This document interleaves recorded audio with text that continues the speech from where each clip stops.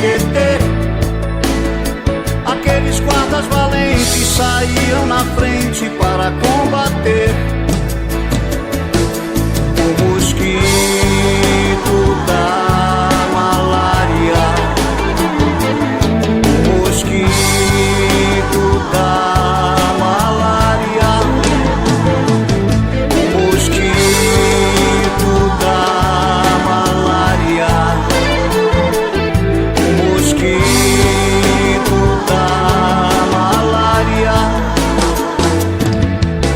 E não tinha distância para borrifar as casas, de pé, de cavalo, de carro, até mesmo de barco, mas ali chegavam até numa trilha no meio da mata. Se houvesse um barraco eles iam, mas de exterminar o mosquito eles nunca desistiam.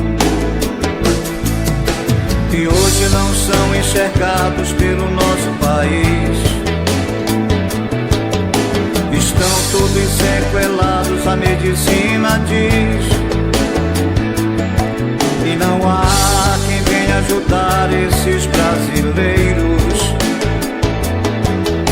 e quase todo dia morre um desses guerreiros.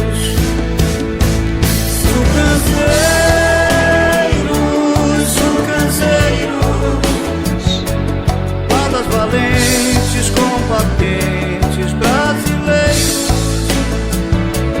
sucanseiros,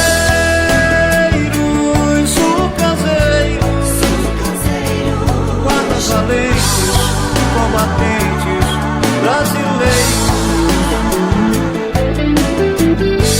E com as suas bombas nas costas salvaram quase o país inteiro. Hoje estão morrendo sem a ajuda dos nossos governos. Bravos guerreiros